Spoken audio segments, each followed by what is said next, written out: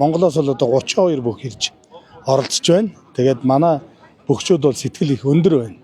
За бүгд ер нь энэ барилдааныг зорж ирсэн. За тэгээ өнөөдрийн энэ барилдаан арга хэмжээ за цаг агарын хувьд бас бороо уртаа тэгээ бас одоо нутаг орон сайхан хүлээж авч байгаа сайхан барилдаан болж байна. Манай шуудганы барьцтай бол төстэй.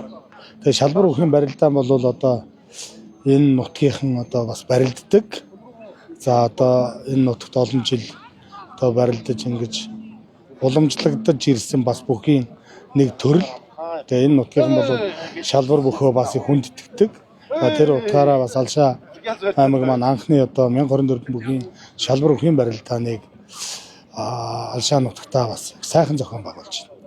Тэгээд ер нь бол их том барилдаан болж байгаа болохоор энээс хойш одоо даваа өгсөх тусам барилдаа их амттай их сайхан болгох хаа. Манайхан ч одоо Монгол улсын дархан аварга цолтон ирлээ. Манай биеийн одоо ах аварга, дархан аварга, сүгэд аварга маань улсын 2 арслан, за улсын 3 заан, улсын 2 харцаг. За улсын золтоо гэхэд одоо 17-8 бүх ирсэн.